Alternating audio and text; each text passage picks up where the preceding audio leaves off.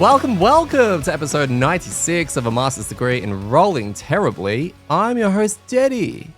And joining me this week, a man who may be leaving us soon, as in his character, as he contemplates retirement and leaves the group in an awkward situation as the group's healing would have dropped by 98% by then. And our tanky chained helm will have to... Hold on. Here's an XP. Anyway, as I was saying, on the chained helm, just healed himself for 3. Here's an XP. Now, Gaz. Hang on, the chained helm just put down a trap and is asking if they got their 15 XP yet. Gaz! Is the XP system, say hi, Gaz, fair? Hi, Gaz. Wow, that was a lot to take in. I feel like I was listening to 3 conversations at once. That's how my head is all the time. That's fine. That's fine. Happy to be there. Yeah, I think it's fine. I don't like it, but I think it's fine. Yeah, okay. I think it along with the movement system are two of my 2 least favorite like core systems in the Haven series. Oh, so if you move 2 and get an XP, is that like, do you just ultimately explode? That's like the worst you could do. Yeah. No, I think it's just yeah, I won't go into it, but they're just, I don't think they're bad at all. And I think they're exactly what the game needs. But they're probably, if I had to scale my favorite kind of core mechanics, the movement and the XP system are 2 least favorite. Yeah, okay. Oh, look, this is resonating with me a little bit because of the lack of... I don't think I'm getting the lack of XP on my character. I'm playing the Vortex right now on Crimson Scales. I think that now that I'm getting the swing of things, XP is getting fine, but I'm still always going to make comparisons to previous characters that I have played, right? And that gives me an idea of, in my head, in my little ecosystem of Dirty, how the XP system feels. And I'm looking back to like when I played Drifter and Frosthaven, when I played Snowflake, and when I played Shackles. XP, constant, it was flowing, it was fine, no problems, etc. Then I had bouts of Meteor, and I had bouts of Astral, and I had bouts of Gemini. And XP was sporadic. Probably the worst it was sitting on Meteor. And that is exactly what it feels right now. If I was to make a direct comparison to characters that I have played and their XP generation and how it feels and how many hoops and all that, I'm going with Meteor right now. So why is XP harder on some characters than others? They made all the characters. Really cool question. I have absolutely no idea. The only way I can think about it is that if a character is not as complex, they still need to pepper XP into their cards in their system. Right, and if they don't have a lot of hoops just built into the character, they have to. That's where you notice it. I think it's just there. Like you got persistent heavy characters. There's always XP tied to those because they're lost cards. And then you've got characters that, let's say, resource tokens like the Gemini. It's more like elements, right? They need to have all the different elements that they can't generally make tied to their XP. Or in my case, with the Vortex, I need Tide pods, right? Generally to get XP, which, you know, is easy to do, but also tricky to try and work out the most efficient way of doing that whilst also playing an efficient and contributing Vortex to the thing. But why can the chain helm just move 3 and heal 3 and then gain an XP? Like that cards aren't complex? I don't know. But like yeah, I mean, I think because if I look at our player group and what we've done so far in Crimson Scales and, you know, Trail of Ashes as well, I think that Mark has played really well on the chain helm, right? I think he's done a great job. And I've really enjoyed watching him play the character, right? I actually think you've done really well as well. Now, yes, you mentioned you're getting better at it because there might be, I won't say it's more complex, but there might be just different, you got to figure out the ordering for it to become like really efficient. But I would say you've been playing really well as well. But he's been getting double the XP that you've been getting. So is that because you've chosen to pick a non-XP route, or did he choose an XP route, or does the chain helm just get more XP than? I think it just gets more XP. I mean, the chain helm has got a lot of. The 2 classic examples that I can think of with chain helm is they've got a bottom ability. I can't remember what it is. That's just heal 3, gain an XP.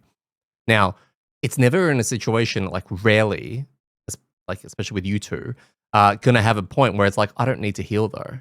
Right, I don't need to heal right now because, you know, my health isn't ahead. I'd still technically play the card if I didn't need to move, which that character wants things next to it anyway. So that card is infinitely useful. I guess it's spammable for XP. Got another one.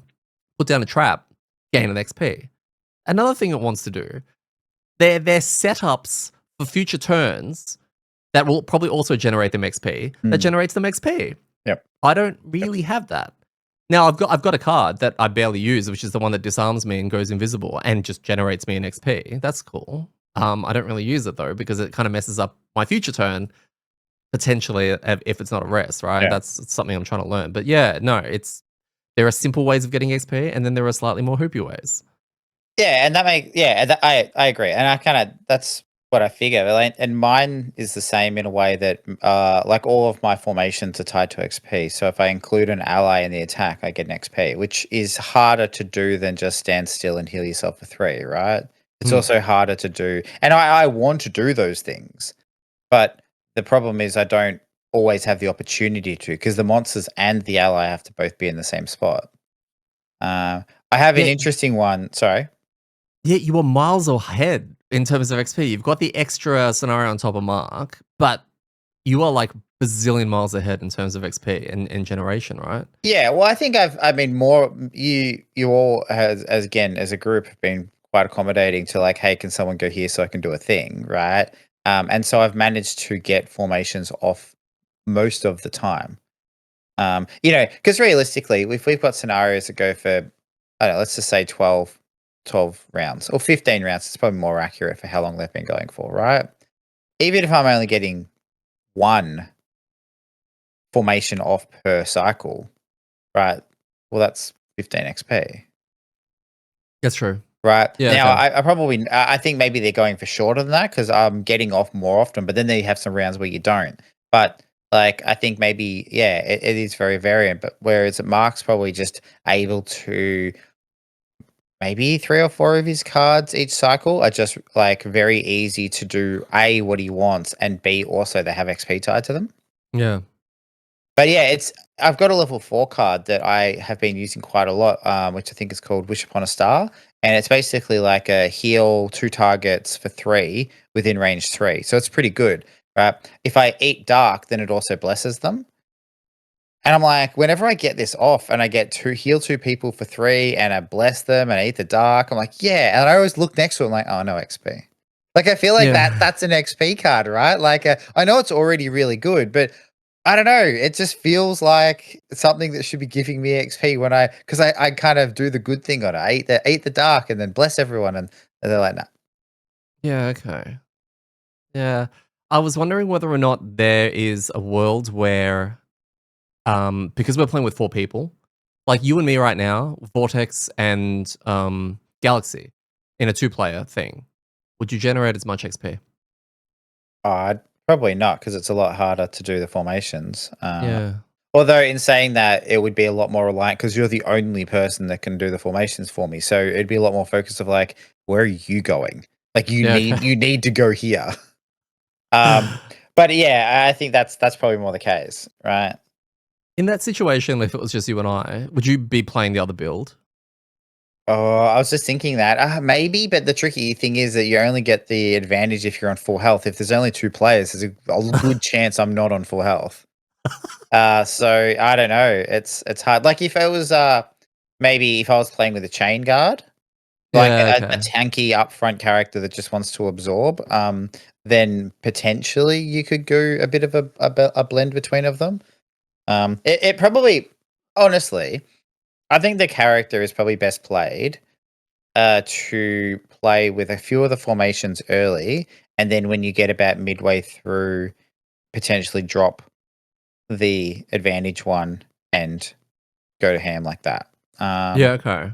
I mean, you obviously get the most use out of it dropping it early, but then you also reduce your hand size, right? So that then just speeds up your exhaustion. So I think they're probably balances because there's still a few other cards that do things if you're on full health, like do Yeah. extra damage or whatever, whatever. So you can make use of those. You don't have to have advantage all the time. So the building around those and they're not burns is probably the more effective way of playing, or it's probably better. And then towards the end when things get hairy, you drop that, and then you can kind of just pump out heaps of damage with advantage if you wanted to. Yeah. Okay. Is there a world where you can actually get so used to the formations that you're constantly getting off, like your Mickey Mouse one? I don't remember the names of them, but you've got a couple of key ones, and then just going, you know what? I'm so used to these almost like a chessboard. Like when you're playing the knight, you know what you can eat and what you can't, etc. So you're always looking at that, and then you focus on the other half of the build and just go, well, these are the formations I'm going to work with. Even though the game's going to keep spitting new ones out at you, and that's always exciting, but that will just add to the complexity of okay, how does this one work? How does this one work? Whereas you've already got the staple there, go into the advantage thing on top of that, and then yeah, you've got a mix best of both worlds, right? And Yeah. one that you're comfortable with. Yeah. Yeah. They're probably, I think there are some that I look for like quickly, that are easy to kind of work out. So yeah, I definitely think that becomes you internalize it. Yeah, okay. Look forward to that.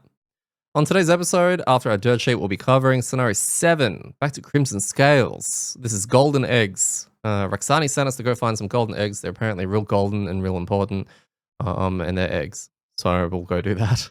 And then we're going to have a little chat around timers. Under pressure. So, dirt sheet. Unboxings, guys. We did an unboxing. It's been forever. It has felt like forever. Yeah. So let's paint the picture right now. And right now, our Flask player, who's Phil, has got a situation where his PQ can't be progressed No. anytime soon that we've seen. And it was kind of like, we've just done 5 scenarios with TOA. We've done now 4 in Crimson Scales for a total of 9. And he is currently sitting on, is it 0% or has he actually made some progress? I think it's 0%, which is it's just disappointing considering one of the things that he had to kill, we had to repeat that scenario. So there was actually many of the things that he needed to kill that were available to kill, and he didn't get any. And then he told us later, where are they? Like John Travolta meme. It's like, Yeah. where are they? And it's like, oh, mate, okay, I think you missed some, but yeah. Anyway, It's actually interesting because I actually found something when I was searching for community stuff. Now that we're back in Crimson Scales, I was like, oh, well, I wonder what the community thought about this particular scenario we did.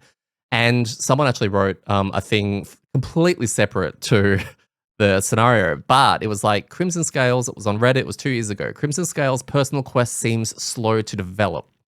And then it was like, we've just completed our 13th Crimson Scale scenario. In these 13 scenarios, just one has offered an opportunity for me to make progress on my PQ. Now, this is 2 years ago, so this is not Phil. My character is about to be level 6. At some point, I'll just give up and play another character, but I would prefer to unlock one, especially since the one this quest unlocks looks like it might be interesting. Are other people having similarly slow issues making progress on personal quests, or does this one just happened to be a bad fit for the start of the game? Details behind the spoiler tags, which are now. The quest is the one that unlocks crosshairs. It requires me to kill 10 Inox. Only scenario 1 had any Inox. I think it was only one scenario. There were 4, and I managed to kill 1. okay. So 2 years ago, someone had the similar question about this. Or does this just prove that Phil has discovered time travel, but he didn't want to complain about his PQ, so he thought he would just go back and post Buried about it deep into Reddit. Yeah, he's like, the guys are going to talk about it, and I know Daddy will do some research. He'll find it. Yeah. Yeah. So someone else also had Phil's pain. Yeah. What are your thoughts on our situation? Slightly different because we did the Trial of Ashes one, which is 5, but having a PQ where we're now 9 in, technically 4 in for Crimson Scales, and it doesn't look like there's any Inox on the horizon. And Yeah, you've got the, sorry, I was just quickly going to add, yeah. you've got the thing that we had from Frosthaven, which was, on average 10, 15 scenarios for a rough, kind of thing. This seems to be on track for that, but also, yeah, it doesn't feel the best, especially in a smaller campaign with lots and lots of classes to choose from. Yeah, I think we haven't done this before because I don't think we've ever been in this situation. But as you said, we've actually looked forward to all the scenarios because you can see the little map of what you've got, and you had to look through and just marked which ones had those as monsters, which is usually we don't really look that far ahead, and we only know what we're fighting because it comes up on X Haven as we're about to play. So it's not like spoilers or anything, but I was like, I was really surprised with the lack of scenarios that had Algox in them. Algox, Inox. Inox in them. Yeah, none of them had Algox in it. It's ridiculous. But there was also very few that had Inox in them, and like not just like, oh, once you get over here, there's a bunch that have them. It was like one we've already done. The next one's probably 5 scenarios away, even if we Mm, beeline straight for it. Which, again, taking away that we did Trail of Ashes, where what? That's our fifth. Was this our fifth scenario in Crimson Scales? fourth. Fourth. So we're 4 in. If we have to do another 5 to get to, it might be 5, could be 4 or 5. That means that's about 8 scenarios to encounter like 2 scenarios with the thing you need to kill. So that is harder. Like that's definitely and because they're also harder monsters, I'm gonna say, like more HP, they're not squishy, vermlings, for example. Yeah. It makes it, yeah, it definitely is a bit weird. Do you feel like the the problem with the system that we've got right now, in that I've marked scenarios that have them, is that a lot of those ones are quite a few scenarios away behind chains, or we have to make certain decisions. That literally means that we're making decisions based on this PQ for our whole campaign, Mm, right? Which is a problem in itself, in that our freedom of where do we want to go next versus we have to go this way because that's going to unlock something for one of our characters, which is yeah. a bit shit. Yep. Yep. Yeah, I think I agree. I think that's a bit shit. And I remember it happening in Gloomhaven a little bit, but because we didn't have I can't remember our physical playthrough, and the digital one had the map where you kind of had all the quests and you could see where everything was. But I don't really remember that having a lot of like really specific guided quest lines. Mm, But if it was like go fight the Elgox, or Inox, sorry, go fight the Inox. You'd click on that, and then you're probably getting 3 or 4 scenarios of Inox. So mm. that was going to lead you towards that. So yeah, I don't know. It's just a little bit strange because Mark, who also has one where he hates a certain thing, was also not seeing it, but then has just seen it in abundance. So it's been like, oh, okay, well that's fine. Now one of those Completely. was Trail of Ashes that he saw them in, but then we just did one that had them. So that's kind of balanced out a little bit more. Plus, they seem to be more abundant. So Well, while I was doing the search for Phil's one and marking those scenarios, the amount of times I saw what Mark needs in the box down below, and I'm like, oh, Mark's fine. Like, he's 100% fine. All those yeah. current scenarios that we have access to, half of them will have those mobs in it. Mm. So I haven't even thought about it. He's just naturally going to retire off it. Yeah. So I don't know. Like maybe this is just one of those ones that slip through the cracks. Maybe 10 is maybe it's just tuning the number, right? Like if he only needed 5, and we were not seeing many of them, you'd kind of go, "Oh, okay, well, that's okay because you only need 5." Yeah, So, okay. right, but because he needs 10 and he's got none, I mean, getting none is bad. Like, Yeah. I mean, I feel like he probably should have said something when we were fighting them, like, "Hey, do you mind if I just grab a couple of these for personal reasons?" Like, that's it. That's all he had. I honestly, because they appeared at scenario 2 or something, I can't remember which one it was, Mm, that early, I would have been the same as him and be like, there, it's okay. This is one of these poster children for the game, right? It's up there with bandits and living bones and all that kind of stuff. They're going to be in the next first 10 scenarios. So I've mm. got time for this. So Yep. I would have ended up in the same bloody thing. Yeah, that's fair. I mean, I remember I had the one in Frosthaven that was, Robots and crabs yeah, and stuff it's like kill 2 of specific Algox. ones. Yeah, killed. Oh, there are specific ones. Yeah, 2 Algox guards or whatever they're called. 2 of the claw crushers, and then 2 of the Robotic shelters, yeah. robotic bolt shooters. Yeah. And I remember I got one of them in the first scenario, and then I think I ticked off the next one, and pretty soon we went to the Crabland, and I got both of those, and I was like, wow, we're like 4 scenarios in, I'm almost done, and then just never saw any bolt shooters. But then obviously you have to go to the unfettered quest line to see them. They're not just going to randomly appear underwater. Yeah. So that drove, like, once we got to about, I think I was like level 5 or 6, I was like, yeah, hey, can we just go do some of these quests? And then they popped up pretty quickly. Yeah, they did. So And you told us, I personally don't like those guys. yeah, I don't that care enough that ways to that kill them. guy and that his mate, I just there that's I need to get over They're there looking at and you funny. yeah, just ignore them. So So yeah, we did decide. Look, we spoke to Phil, and I just said to him, like, you're not going to progress your PQ over the next couple of scenarios. That's kind of shit. That feels bad. Would you consider rolling another character? and making some progress on that gives you a change of scenery. Also, the other thing is we're running a show here. We're running a playthrough show, etc. More excitement and more things for our viewers to actually watch and enjoy is good for the pod and also for our playthrough series. So yeah, we just said to him, we've just unlocked a character from our last scenario with the shard render. Would you like to play, the gemstone? Would you like to play the gemstone and try something different? We get to see it. We get to do an unboxing. And he was like, yeah, that sounds great. So we did an unboxing for it. It seems really, really cool. It kind of hit a lot of the notes that I predicted it kind of would, but then it kind of has run with it. And it's got a very familiar token system with persistence, with the moving of things over. It's familiar in that it's definitely its shtick. It's very familiar in that it feels like the Drifter and a little bit like Flask with the persistence, but then it's got a whole underlying mechanic Mm. around damage mitigation with it, which just makes it way more interesting than I thought it was going to be. So I'm pleasantly surprised. Yeah, I was too. I was very interested to open it. I was a little bit worried it was going to be bland. Yeah, a It was little just bit. going to be bland, mind thiefy blink blade. Just like, hey, here's a bunch of cards that do heaps of damage. Which Phil would have been like, wow, this is the best character ever.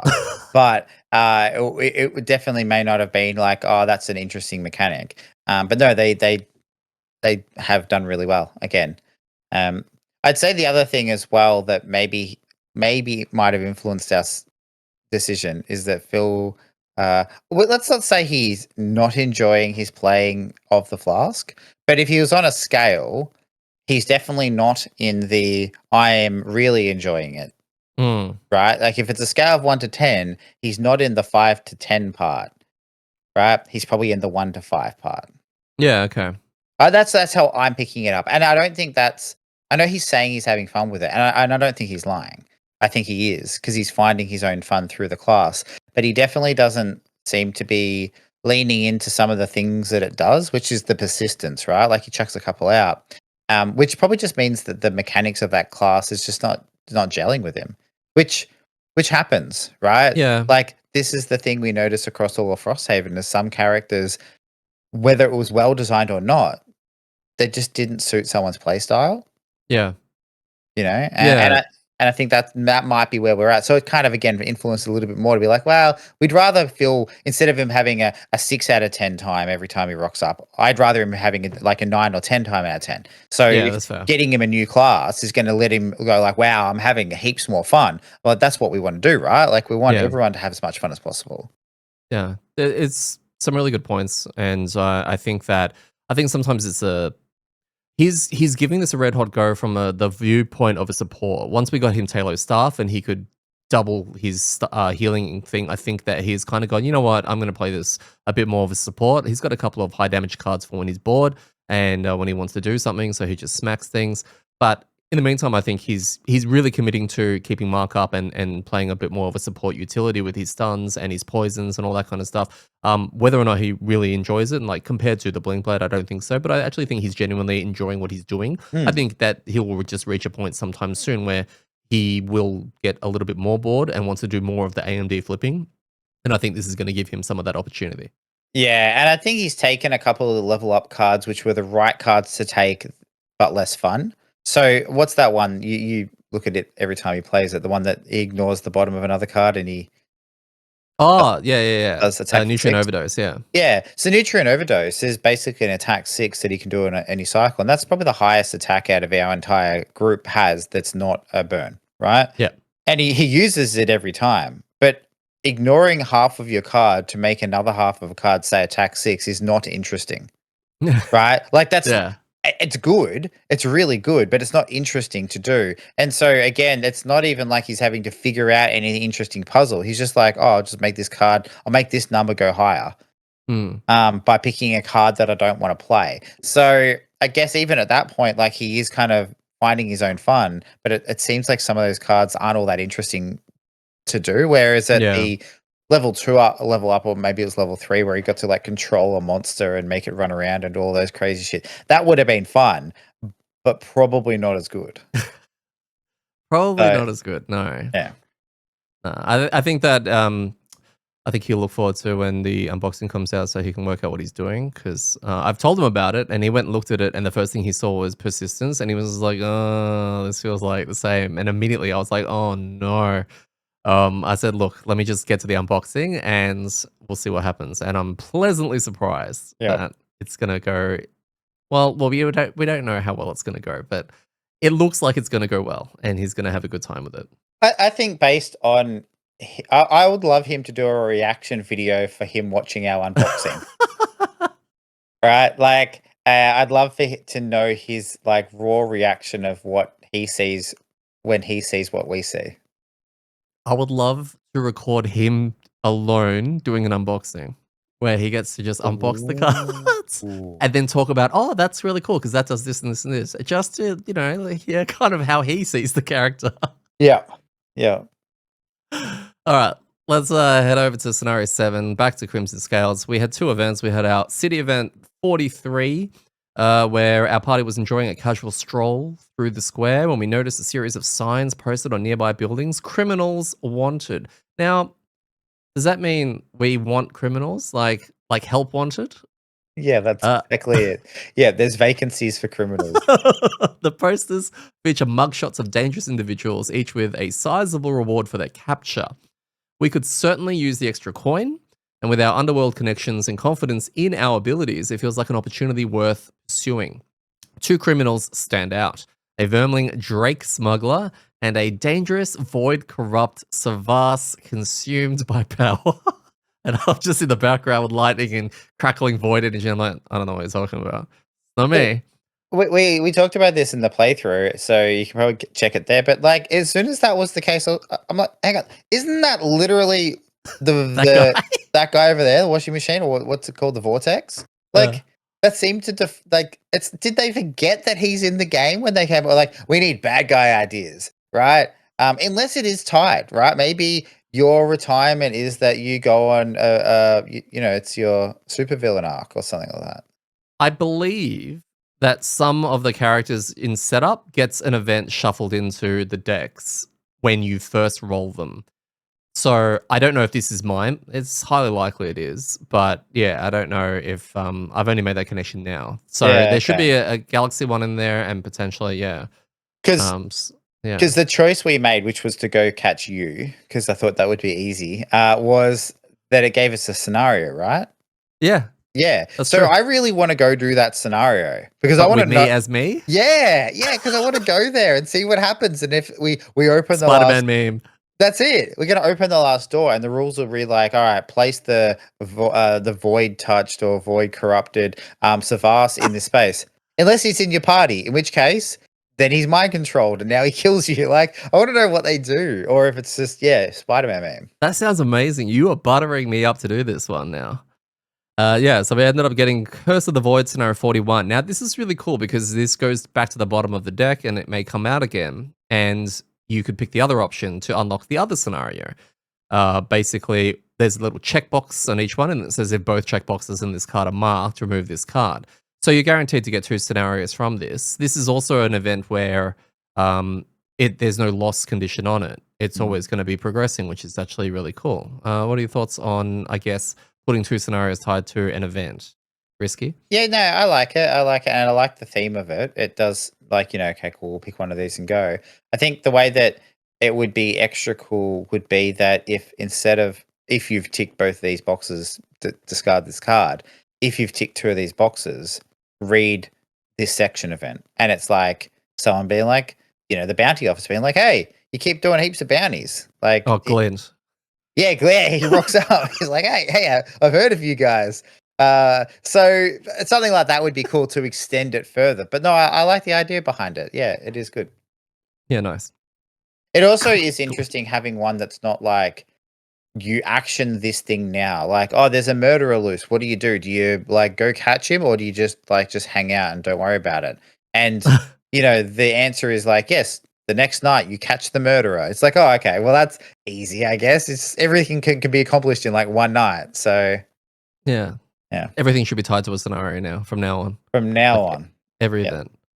Well, I mean, Oh, yeah, go. sorry, No? he's doing this.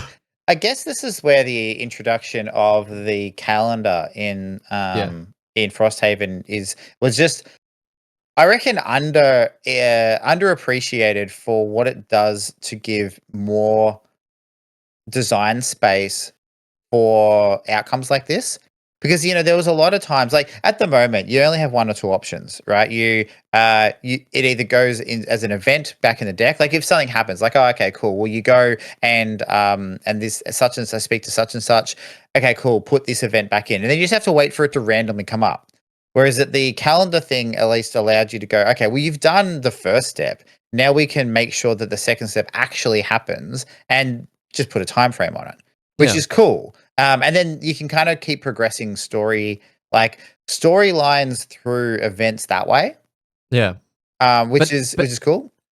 but it also allows you to track other things. Like, I mean, the calendar system as a whole is brilliant because it literally allows you to see everything, plan things ahead, like you said, when it comes to this thing's going to come back in a certain amount of time. But also key things like the enhancement person, or key things to help move the game along, if they're tied to a timer, like they're printed on the calendar, therefore you never have to run into an issue where you're not unlocking a certain thing, which Frosthaven unfortunately ran into a couple of things with regards to its blacksmith, and upgrading the barracks. I think, sorry, the barracks, not the blacksmith. Whereas that only came through an event, right? If it's printed on the calendar, by this stage, if you haven't unlocked it, unlock it. It might have said that at the end of the year. I actually can't remember. But either way, yeah, things like enhancement, things like some of the buildings that you needed to progress the thing along if it was on the calendar. And now we don't have a calendar system. So we've just got a giant deck of events that keep cycling. And we're up to the RNG gods as to whether or not, we're going to see certain things. So, yeah. Road Event 6. All right. We basically, this was, this Uh, was the turtle. I remember this one. Yeah, yeah, yeah. Yay, So turtle. we went over to a waterfall and we spot a large turtle stuck between two rocks, and the current was pulling stones and logs towards it. And, it was only a matter of time before it died real fast. But we happened to be in the area at the right time. And do we try and rescue the turtle, or do we use a stick to try and pull it out, or something like that? Those were the ultimate options. And one is usually a little bit sillier. What was it? A jump into the river to save the turtle. Yeah, well, you have to jump in and risk your own life. No one's going to care about a stick. And it resulted in another situation where we get a nice little companion to start the scenario. This is now the third time? We had Second. the snake. What else do we have? I don't know. It just feels like the third time. I feel like there is the third time we got something, but I think Maybe I Susu didn't count. yes, just didn't count. But yeah, maybe that's it. Maybe we're remembering that. Yeah. Yeah. So we get a large snapping turtle, and it was cool. It had 3 health, moves 2, attacks for 1, has a shield. Um, with what I meant by feeling like it's the third time is that we've only been playing for about 9 weeks, and Mm. we got a second one of these. Um, maybe this is the birthplace of Ormi. In a way, it was like, hey, what if we made an actual dude out of it and tied it into the story that he could come back supercharged one day because of all of these companions that we're suddenly getting. Yeah, that is a really good point. This is probably origin story for Ormi and like the design of. I know we've been told that they haven't gone through all this and they didn't steal anything and blah blah. And I'm not saying they stole it, but it definitely feels like this like kind of cool system where you can get a pet and then or get something to come in, and it evolves over time. So yeah, I like it. Yeah, Again, those little creatures like the snake and also now the turtle, and I mean even having the forest imp during the scenario, they're kind of cool because they add a little bit of flavor. They're not busted at all. Like we're not getting, if it had like 20 health, 1 shield, right? Then you'd be like, oh well, this pretty much like which is one. yeah, exactly. It invalidates like the characters and or potentially the scenario. But in both cases, with the snake and with this, it's been useful without being game breaking. Yeah, And I think that's at the right place for something like this to be. yeah. Yeah, more companions, please. Maybe Mm. some cooler variety, because they actually create memories as well. Similar to what we had with Ormi and Frosthaven. Now, when we think about those scenarios, we are thinking about they came with a snake, and in this case, this scenario came with, I've already forgotten what it was, turtle. You know, Memories. Create those memories. creates memories. Creates those memories about, wait, what were we talking about again? What's that thing that we had? I can't even remember. That's the state of my mind. All right, let's jump into the scenario 7. I've been saying that for ages, and we're 35 minutes in. uh, Keen to impress both Councilman Roxani and Salandra. Salandra's my favorite character in the game. I'm very much looking forward to every time Salandra comes back into the picture. We venture into the lingering swamp in search of the fabled golden eggs. Roxani wants us to collect these golden eggs. We've heard the stories of the Svan Seahawk, a legendary and fiercely protective bird said to lay golden eggs in remote swamplands, but never truly believed that they were real. So we follow the precise directions and we arrive at the site and find a flattened stretch of marshland dotted with water-filled holes, just as the legend describes. Though still skeptical of the Seahawk's existence, we work quickly to retrieve the eggs, hoping that this will be a straightforward recovery job, nice and easy, or so we think. Scenario goal: the scenario is complete when you have found 3 golden eggs. Read a thing at the end of that round. Sounds good. Monster combinations, we had pretty much the whole animal menagerie kind of thing. We have cave bears, we have forest imps, giant vipers, hounds, spitting and rending drakes. Difficulty, we still did this at +0. I don't think we've actually thought about that much. I get to this stage in my notes and I'm like, yeah, that's right, we're still at +0. Hold that thought for the end of this because I need to mention something. Special rules. Shuffle the 12 numbered tokens face down, and then once per round, if a character ends their turn on a water tile, reveal one of those numbered tokens and remove the water tile from the board. Check where the numbered token sits on a table and resolve the outcome.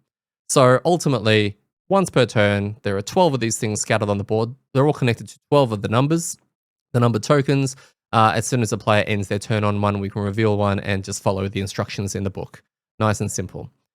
We need to find 3 golden goose. I don't think it's been mentioned as a goose, is it? No, it's a seahawk or something like that. 3 golden eggs.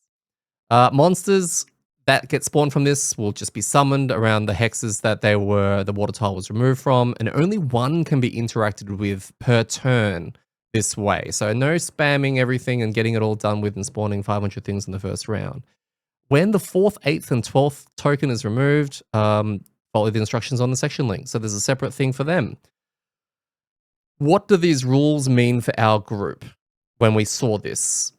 And we had a chat about this, was that, well, there's 3 golden eggs on the 12 piles. We could technically clear this scenario in 3 rounds. That's what made sense to us, right? Yep. Knowing absolutely nothing. Yep. Or it could take us 12 rounds, which even that is not that bad, right? Well, it could take us a minimum of 12 rounds if we went that way, right? Because this is what we also figured out. We need to actively go stand on them. So are we doing this in 12? I mean, at a minimum, this is going to take 12 rounds. Yes. Based on the idea if we find the 3 golden eggs last. Yes. With 0 exactly. info. Yes. So we decided to go slow and steady, and I popped the first one just so we could see what we could get. What's the pattern going to be of this particular scenario? And boom, we get 3 spawns just like that. I can't remember what they were, but there were mixtures of elites and normals of all the pile of crap that I was talking about before. And all of a sudden, we've just gone from a board that had 4 starters on there, normal starters, to 7, just like that, from going on one of these things. Mm-hmm. And that kind of set a precedent for how we want to take on this scenario, which was, what, pop 1 every 2 or 3 rounds or something like that? Yeah, I think Mark did a good job of like clogging up his end with some traps, and then we looked at what was going to happen and went like, yeah, okay, cool. There's 4 on the board. We can probably deal with 1 or 2 more. Let's open up a thing. And then when 3 appeared, we're like, ugh, okay, wow, there's lots coming out of here. We're going to have to slow down a little bit. Yeah. And then it was trying to find our tempo that way. But yeah, it's interesting because we thought 3 was a high number. Yeah, no, 4 was the high number, Gaz. After that, I popped another one that was worth 4, which definitely made things a lot more a lot more stressful than I thought going into it, basically. And then it comes down to how many of these things are we popping? Do we have enough to clear? Like you mentioned, Mark was over in the corner dealing with a bunch of spawns that he had popped on a particular round. I just want to point out also Mark has one card that I'm incredibly jealous of called Double KO, which is perfect for a scenario like this because it basically hits something for 4. I think he gets XP for that. And then basically if he kills it, he gets to do another attack 4, probably get another XP or 2. He gets 2 attack 4s on things that are on relatively low health around him. This card is amazing. It was really cool to actually see him just go, you dead, and you dead. And I mean, it's PQ progress as well because we're popping up imps everywhere. So just on that card really quickly, it is a really good card because there's those weird situations, especially with like an attack 4, where if something's on 1 or 2 HP, you always feel real bad hitting it. Yeah, 100%. All right. So, I mean, being able to do this into, even if it doesn't just like knock out a second target, but there's like a big fat bear with like 12, 15 health, and then you've got a forest imp sitting on 1. You're like, I'm picking my card to pump damage into the bear. I feel like we've actually, as a group, gotten slightly better at this because we don't have the DPS meters anymore. 100%, yeah. Right? Because Yeah. I feel like 80% of the time the decision was always to pump damage into whatever you would get the most number. So I actually do think removing the DPS meter has influenced that. But yeah, at the same point, you just still feels bad going like, I guess I'll just do a 1 damage attack then, or a 2 damage attack and hope I don't miss and all this weird stuff. But yeah, the KO thing is great because you just Yeah. like, that's fine. Like I want to hit the thing on low health so that I can kill it and also hit something else. It's also good because he does a lot of shackling and a lot of swinging and a lot of things that don't revolve his AMD. And he even says, "Oh, I don't really, flip my thing over." So this is that joy of being able to Mm. potentially flip it over twice. And he gets to have some fun with that. Phil got a big stun off. I want to talk a little bit about Phil at the very beginning, and people would have seen this. He had an interesting strat where he burnt a card to negate 2 or less damage. What are your thoughts on this strategy? And do you think it's new meta or I mean, I feel like there's one specific card that it interacts with in the game, and that's about it. and he committed to it like by round 2, I think. Oh, it was so early. It was such it's interesting play. Yeah, I mean, this is battle goals, right? This is what battle goals do. They make you play optimally Hmm. and make you do things that are potentially detrimental to the scenario. Yeah, okay. So if we fast forward very quickly towards the end, did Mhm. Phil make it to the end? I don't believe so. No, it's a trick question in a way because 3 of us didn't make it to the end, but he Oh, definitely didn't that's make it right. Yeah, first. yeah, yeah. So- No, no, no. Yeah, I couldn't remember if he was still alive at the end. Yeah, you're right. No, he did not. yeah, okay. Yeah. But But he got his battle goal, right? but he got his battle call. Well, it's funny because I did say to him as soon as he was doing it, I'm like, now just remember, Phil, if we don't complete the scenario, you don't get your battle goal progress. He's like, yeah, man. So I believe in you. Like, So the fact that we got really close to not succeeding, and I was like, oh, maybe, yeah. But look, that's just it. That's the game. And he did point out afterwards, he's like, I watched it since that point, and he's like, I never got hit for 2 or less. So I wouldn't have had the opportunity. Now, if he hadn't completed it, he probably plays differently. So he tries to get hit by for less. So maybe there's a little bit of a like I don't need to now. So, but yeah, it's interesting decision. But I feel like that's the system, right? Yeah. We've all had 100%. them. We've all had the don't move more than 2, because it's a 2 ticker, or the don't kill. So burn 2 cards in your first rest cycle. Yeah. And the burn 2 cards in your first rest cycle is an interesting one because that always seems like you find a way to justify it. You're like, Yeah. nah, this is totally like this was a good play. Like this was the right thing to do. Like I got value out of those cards. I think his one feels bad because it's literally like burn a card to not take 2 damage. Yeah. He told But me later that he felt terrible or that he felt bad if we were going to lose. Like the pressure towards the end when he was like, I hope I haven't lost this for us, was starting to set in. But yeah. it's me speaking from I guess on that in general, but also to Phil. There is absolutely no way if we'd failed that was your fault. Right? Like it's easy to say that in the moment because it's easy to pick out one mistake not even a mistake, one decision that somebody made and then kind of put it all on that. But there were many decisions, right?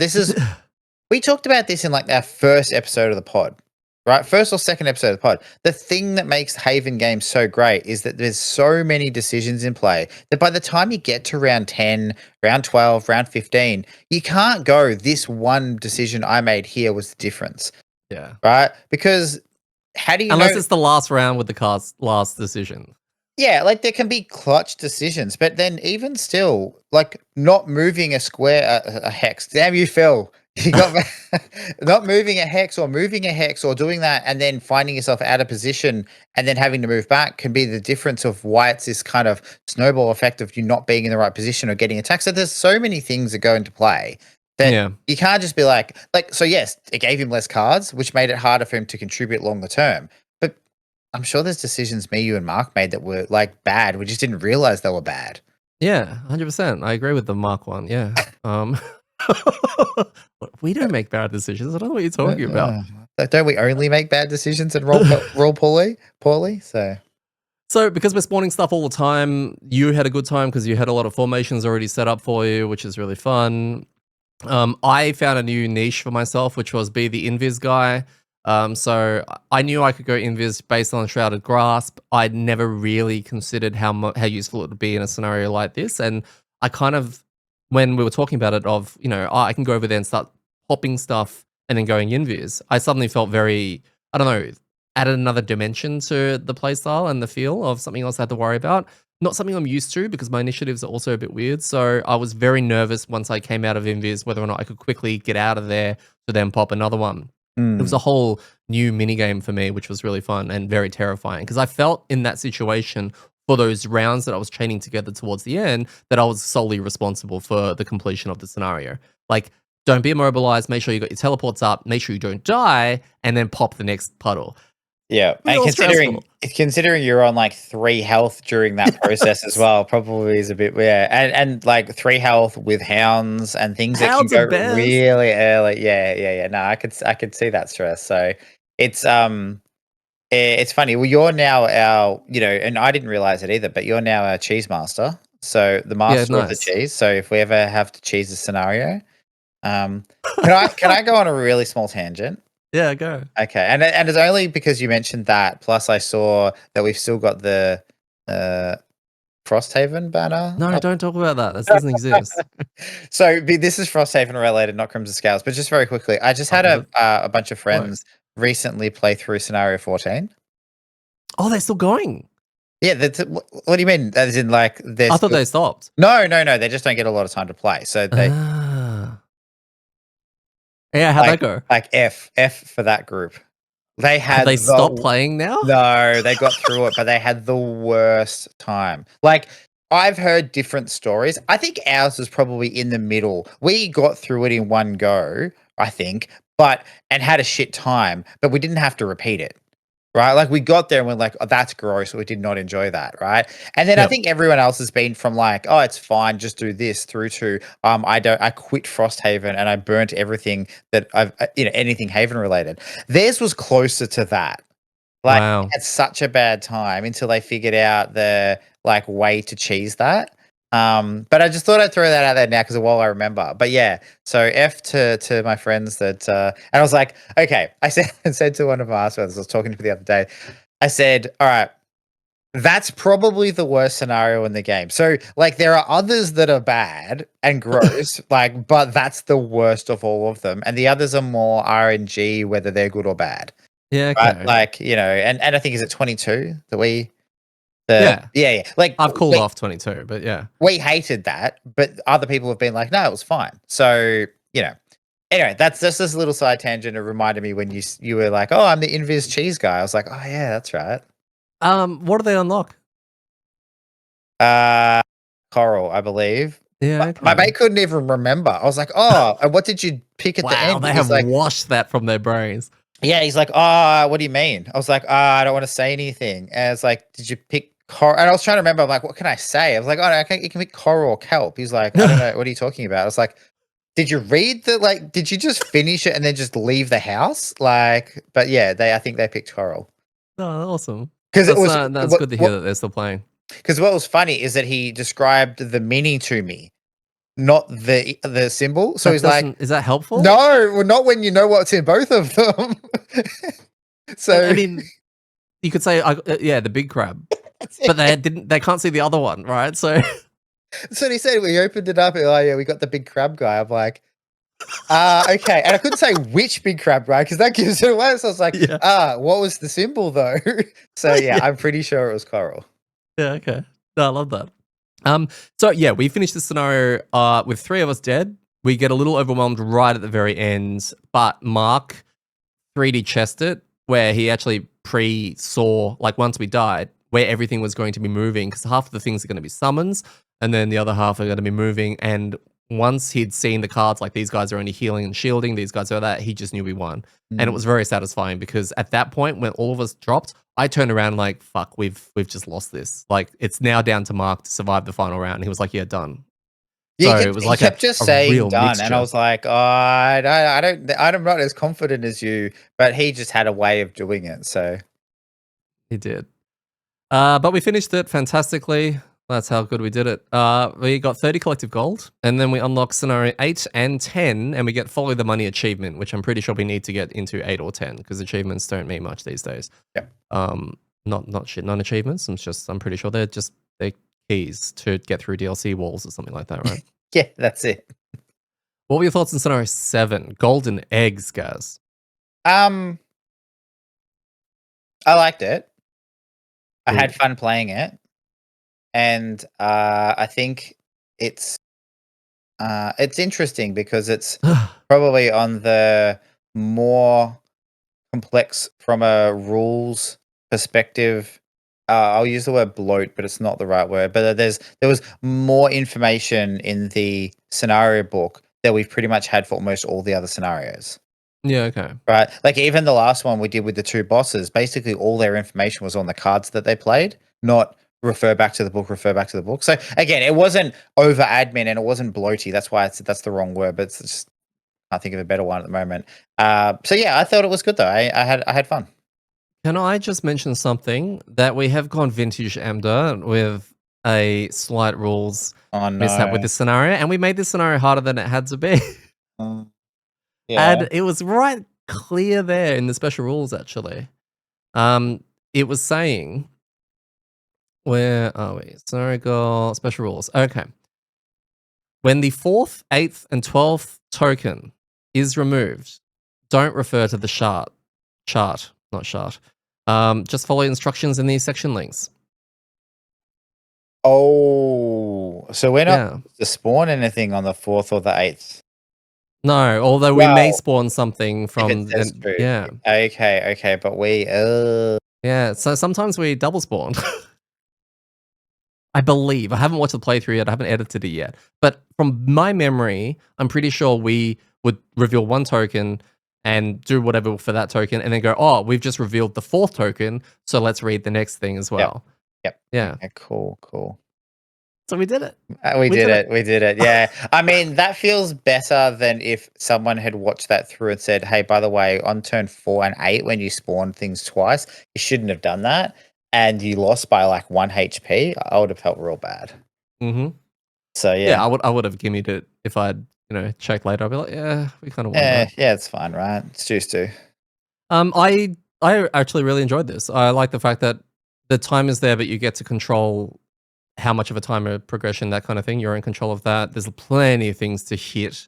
There's nothing over. I mean, there are definitely things that are scary, and there raining drakes come to mind. And if you're, immobilized next to them because of the other thing, what do you call it? The bear, Mm. and you also happen to be next to a hound allies. They're going to add +2 for every ally next. Like the combinations of stuff is really scary, but they're also on the squishier side as well. So you are able to beat these things down. And there's always something to hit. There's always a formation for you to land. So yeah, I thought it was good in that way. And yeah, I'm not upset with the timer actually. I like timers. I actually like Yeah. timers in scenarios. Let's just jump into that for a quick second. Actually, let me just quickly talk about I finally found something in the community on a scenario we did. Finally, because we're Hey. back to Crimson Scales. Yep. This is from a user, I think it was on BGG. My partner and I have now played 6 Crimson Scales scenarios. And I'm really wondering about some of the choices the design team has made. Oh, it's going to be spicy when they start with that. I mean, are they wondering about the decisions because they really like them? Is that it? Like, Oh, maybe. Let's find out. We just did scenario 7, Golden Eggs, which is a very early scenario intended to induct you into the titular mercenary group. Not only was this scenario punishingly difficult, which is bad enough since we play these games to have fun after all, but there was way more luck involved than I think good game design should allow. When one discovers one of the golden eggs, there's a number associated with it, and an even number gets one outcome, and an odd number gets another. I do remember that. Yeah, yeah. So Yeah, there yeah, was a but thing that was at where, 4 and 8.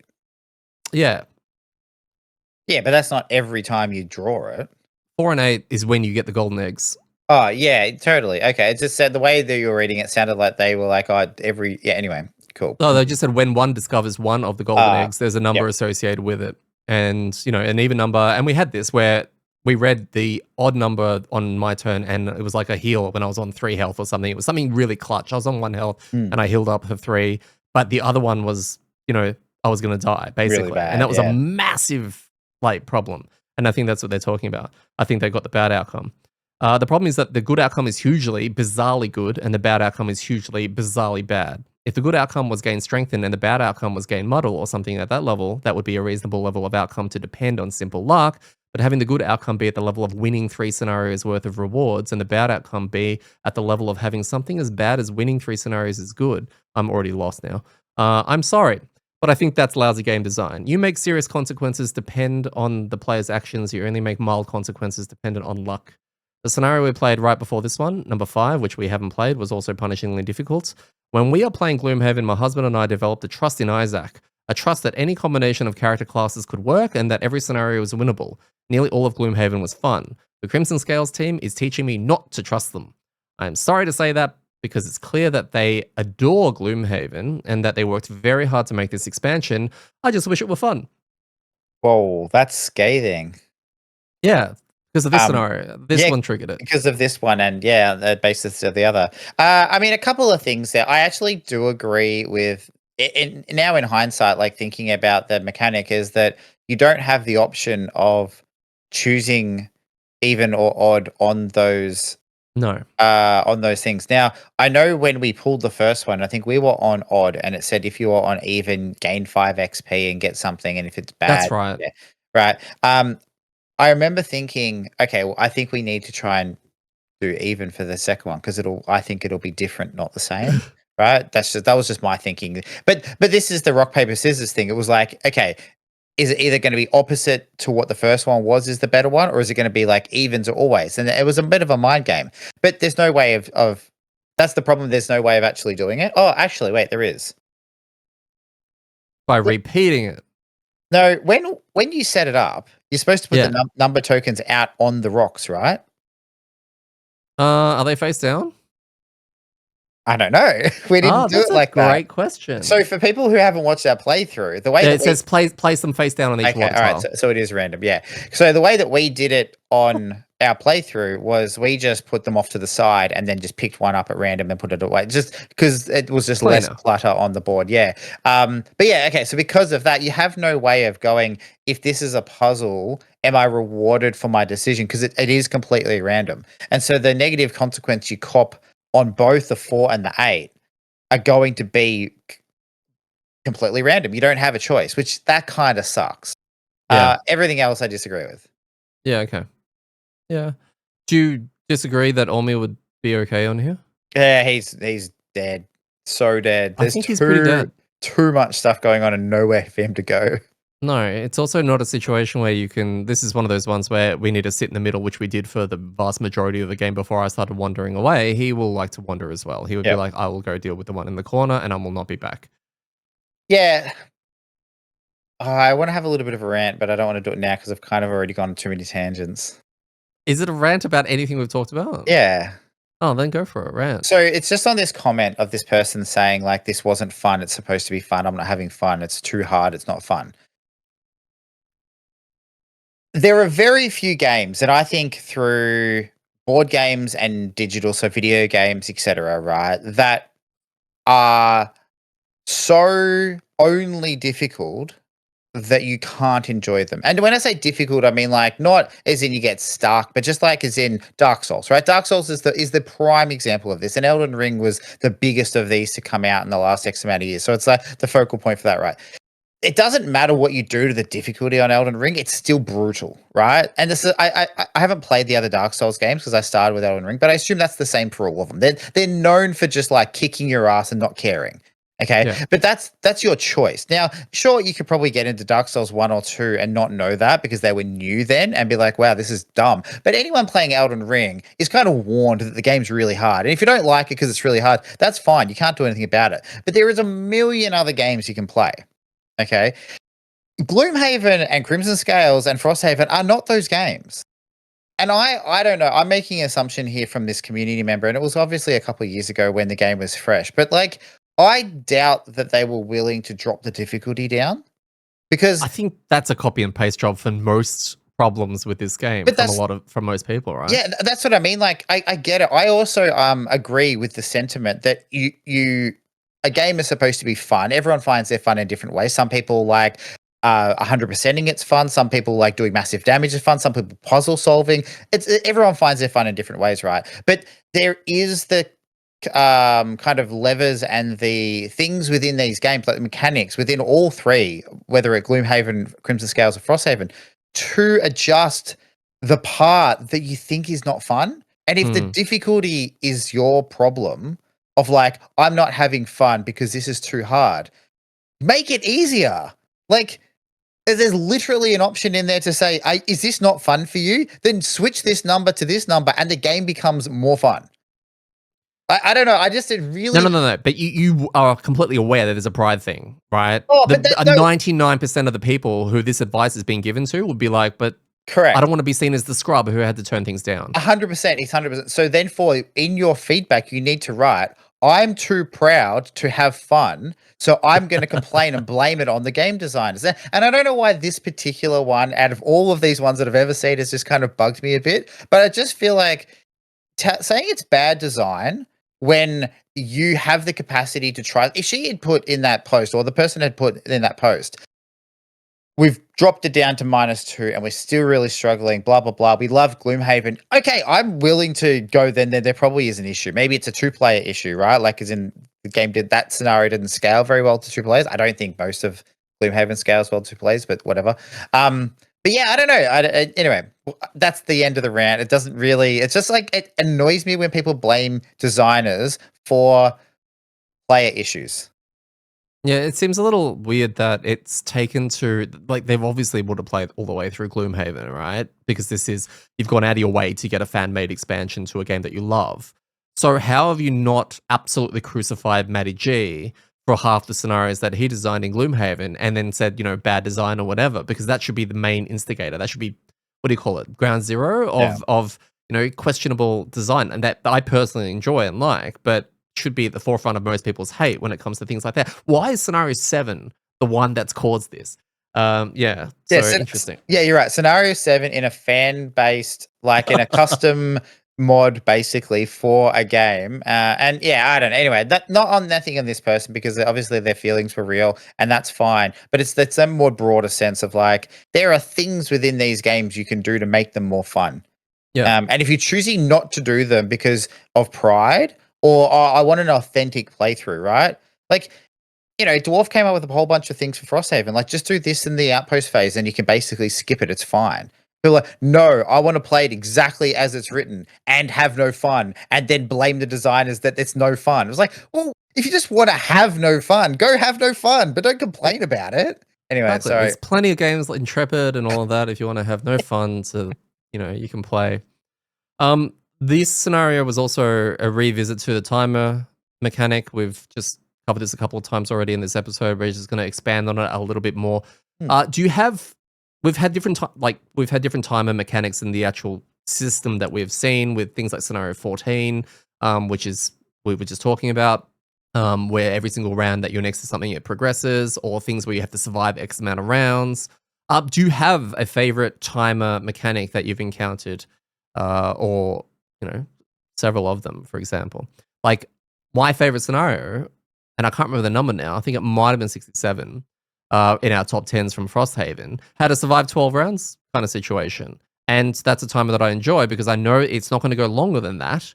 But I know it's also going to be incredibly intense because we have to survive for 12 rounds. So therefore, there's going to be a lot of tension. There's going to be a lot of, scary kind of moments. And that's why I get excited by that particular one. Yeah. Yeah, well, the timers are interesting, right? Because there's a timer on the game in general because you have a stamina system. Like, you can't play forever. You can't just be like, "I'll just go," unless you're the fist, I think. 100%. Yeah. Yeah. And so there is that inbuilt. And so everything else, like whether it's unlimited spawns or in this case, you need to dig through and get these eggs, is putting an additional timer. So, hey, you exhausting is obviously one lose condition and a timer, but there's also this other one that's probably going to come up sooner. Yep. And so your survive for 12 scenarios is an interesting one. I can't remember the exact scenario that is. But I love the idea of that. I love of a finite, like, this is what you have to do in this amount of time, and especially if it's survive because it's got that horde style. Horde. But 100%. It's waves of monsters coming. Hold yeah, them off. the problem is with two things with something like that, and this is what I find with most timer scenarios, is that if it gets to the point where it's solved, so you can get to that point. I think one of the early ones in Frosthaven was a protect the pillars scenario, Yeah. and we got to like the second last round and went like, oh, this is fine. Nothing else is spawning, and anything that is too far away to be able to kill enough, so it didn't matter. So that was like yeah, you had to survive X amount of rounds, but the last two didn't matter. So it was like really fun for a short period of time, and then it kind of dropped off. And the other one can be hordes, where if it's just like too much going on, then you go, well, there's no point of me doing anything. Like, if it's so, like, again, if it's so many spawns that your abilities don't mean anything because literally all you're doing is just saving as many years cards as you can to just burn them away, right? Then that also isn't fun. So I think it's when they find the balance of putting a fixed round timer on one and make all of those rounds fun. It's like chef kiss. It's like the best. Like, that's the Yeah, best okay. feeling, I think, for me anyway. Um, I thought about the solve thing with once you get to the second last round, because if it's reaching that point where you're getting that solved with one in the second last or the last, I would give that a pass mark just because you've had to work your way there. It's not like a bad thing where you're solved because you've solved the puzzle aspect of a thing and you just are putting things in the motion.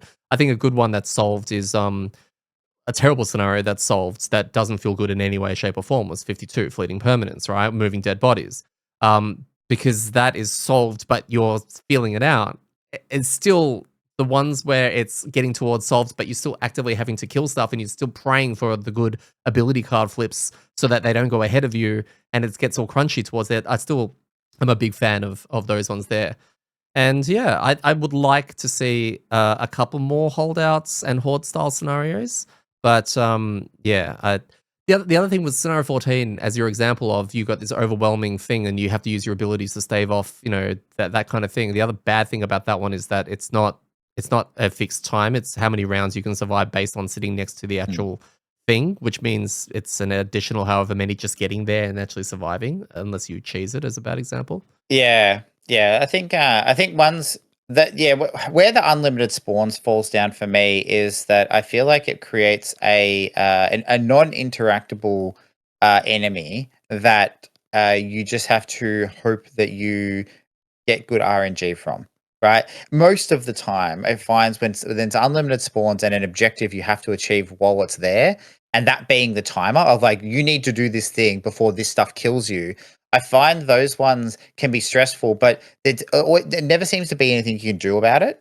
Like, in a horde game with a video game where you've got to like defend a space against a horde, and then like it's in waves, right? It goes like wave, and then you kill the wave, and then you get like a respite. We get to rebuild or rearm. That feels good because there's a reason to go, oh, we just got to push through this wave. We got to clear this wave. We got to survive, and then we're going to get a chance to like repower up.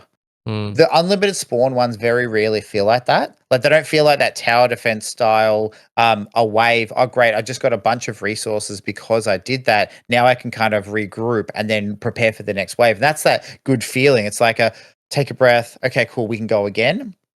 And a lot of the time, I found the unlimited spawn ones in Frosthaven, but where they're the timer was it doesn't matter. Like, you just need to just do as whatever you can as quickly as possible because you can't kill all these monsters. You can't even clear enough of them so there's not a threat. You just really have to push your way through and hope that the imps draw their strengthen card instead of their attack two targets, stuff Yeah, like that. okay.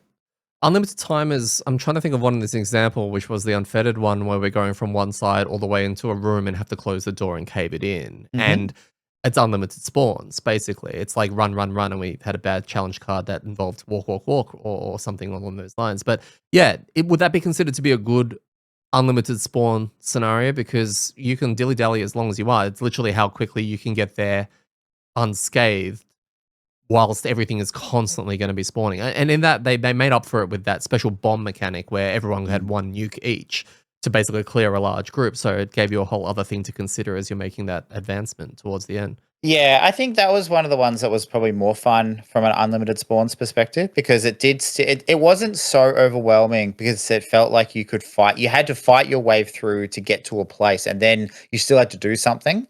Yeah, So I think that one was fun. And the challenge card we had made it like heaps harder. But I think an example of one of the ones that I didn't like was the bombing run, right? The first bombing one where you had to blow work up the freeze. pillars. Yeah. Yeah. Oh, the one after work freeze? Oh, no, no, No, no. Work freeze was blow up pillars. Then the follow up was protect pillars. Yeah. yeah, because that one found like it ended up being as okay. We didn't use the bombs as maybe as effective as we could, and I know a lot of other people have had a lot of fun with this one. So it's I know this we're probably in the minority of people that didn't enjoy it, but the Yeah. way that we ended up playing it, and again maybe this is just on us, but it's felt like most of our cards were just there to try and get to a pillar and hit pillar, and then try to survive. So all of the monsters around, we had no hope in clearing. So it was just like can we draw fire away from somebody so someone else can go do the objective? And that then doesn't become that's like a different type of game. That's not really Frosthaven anymore because your cards mostly are blank. They just worth like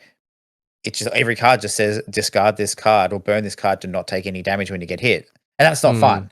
So yeah, they're probably some of the ones I didn't like. But just to before we wrap this up, so far in our Crimson Scales playthrough, we've now had 2. We had this one, which was a timer based on like, well, you as you said at the start, push your luck. How many things do you want to dig up, right? How quickly do you want to go through? How many monsters can you deal with? And I like that because you could like you can take a breath. It felt like the horde mode style. You could go and you can go and you can go and you're like, okay, well, let's deal with this. Let's take a breath. Okay, now we can go again. And we're there's in control. Yeah. yeah, that felt cool. The other one though that we had, which had a timer, which is very different to almost any other one we've done, is the Wave yeah the pool. wave one, the water. Yeah, so where we basically and that could have, I mean, they literally could have just had a timer on the side that said after 10 rounds you lose. Yeah. But I like the extra theme of having this wave move along and it be like, well, if it hits there, it's everything's over. Yeah. Um, Okay. so, I mean, that was again, that was kind of cool because it didn't. I mean, it didn't have unlimited spawns, but it was like kind of just you can focus the boss. But we're going to put a whole bunch of monsters between here and the mini boss, I guess, the mini boss. So once it got to us, we could focus it, or you kind of had that option. So that was a cool way of doing like a soft timer essentially on what we were doing. The since Gloomhaven into Frosthaven, especially that leap, there was a lot more scenarios that were going to have ramped up timers tied into them. Do you think it's good for the game that it's gone in this direction and that it's no longer take your time scenarios? There's very few that you could probably see moving forward that you're going to have that luxury. And now everything's got a mini timer in there somewhere, right? Do you like that? Yeah, I think I do like that. I think, and I do think it's also better for the game for there to be more of that in there than less. Because yeah, I thinking about playing through Gloomhaven, it was very much do this at your own pace. Like your timer was usually your exhaustion, and I think the problem with is that if you can control it too much, then it becomes trivial, right? And Yeah. especially some of the busted abilities and combos you had in Gloomhaven to be able to like basically disable a whole room or a really good chunk of the room from doing anything for a turn or two. Then it's like open up a room, disable everything, kill half the things, disable everything, kill the other half. Cool, now we just rest. And then you just rinse and repeat. And that, well, fun from I'm doing cool things isn't, there's no puzzle aspect to it. Um, Yeah. I wonder if they've doubled down on the timer secretly, like subtly, in that you've got the timer that's tied into the scenarios, but also the character design. Like the classes now, and they have a few more hoops to jump through, so they need a little bit more of a setup, which then factors into that timing aspect, right? Gloomhaven, you've got unlimited time, you know, in general, so that you can go, oh, well, we can set all of this up. So here's these persistence and these items that I'm going to get ready to do X, Y, Z. Whereas Mm, in this, is like, I want to do this, but I can't because this is in my face now, and because there's a dude over there that we need to kill in X amount of time. Otherwise, we lose the scenario if we don't do it. I don't have time to get all this organized. What's the most efficient way I can do this? Ah, I'm going crazy. You yeah. know, Yeah, you're right. They probably have adjusted the classes and how they play to also do that a bit as well. It's probably been a change in all different parts. And actually, one that comes to mind that's very different was, remember the one we did Ormi on, where you go through and then open a mm, door and suddenly there's a dude there that you have to save. Like that's a cool alternate win condition, but also timer, right? Like you can't you can dawdle, but then once you get to a certain point, you can't dawdle anymore. Like no, it's like you need to go do this thing now.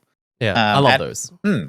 And it adds a spice to it that goes like it's not hectic from the start, but it's like normal and or hard, and then it goes to okay, here's a really specific thing that you've got to do within an amount of time. And I think that's cool. I like that That from time to scenario time. single-handedly changed the meta of our group when it Mm, came to doors.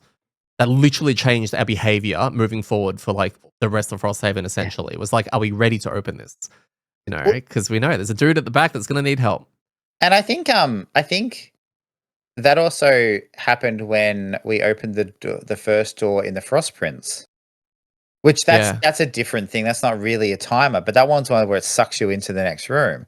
yeah, Because we that's basically right. did that, everyone's just like, "I'm just gonna chill here and rest." I'm like, "Oh, well, I've got cards, I'll go open the door." I'm like, "Whoop, guess everyone's in the room."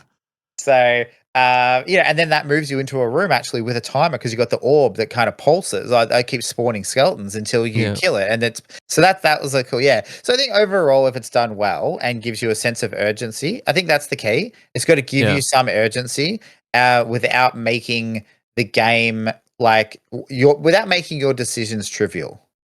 yeah, I think that's really what it comes down to. And then when you can find really cool niches of your character, like I don't know if you enjoyed it or not, but being able to do your invisibility thing and hop and teleport around and really clear up those like three kind of things in those last three turns, like that can be an aspect that lets you lean into your character to do something to affect the timer of the scenario and achieve it. So it's kind of cool, yeah. right? So yeah.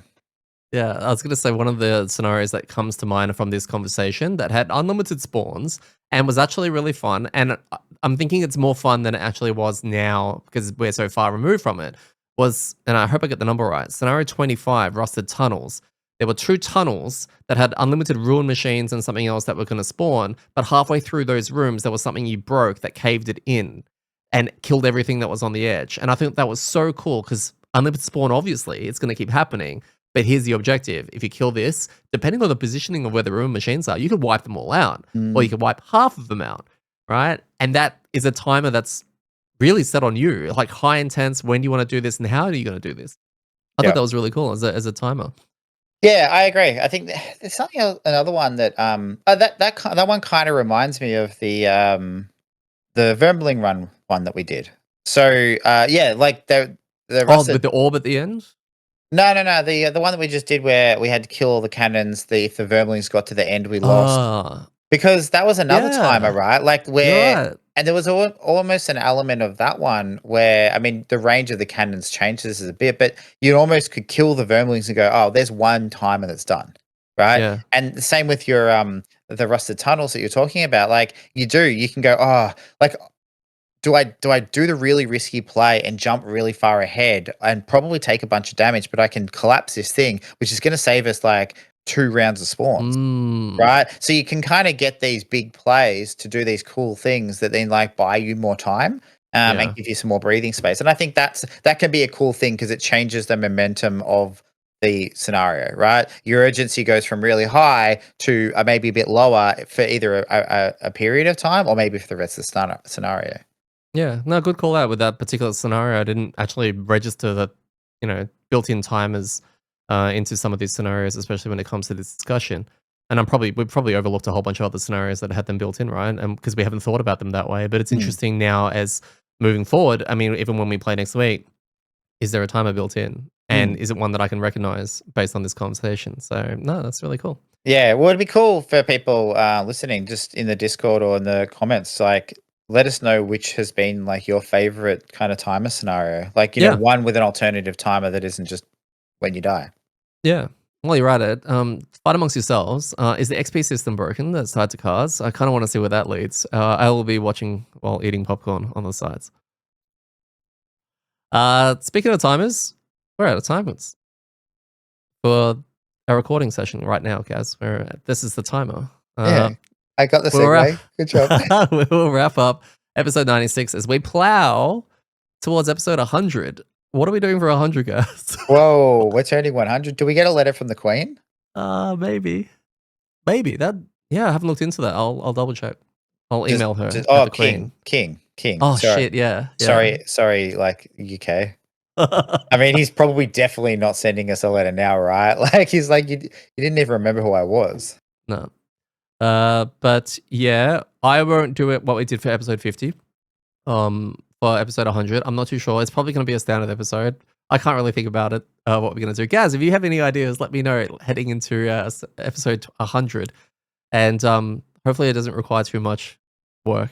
Oh, I will. I'll leave them in the notes in the YouTube notes. Perfect. Well, this is 96, isn't it? Yeah, we got time. Yeah. Okay. We may not even make it, to be honest. That's that's grim. I gotta call it sick. Thank you all for being with us this week. I've been your host, Deddy. I'm been joined again by Gaz. And remember, when it comes to rolling terribly, it's all in the wrist. Why does that word catch you out so much? It's happened so often. Because I haven't said it many times, right? Like, it's such a complex word that you don't use in your day-to-day. I don't know.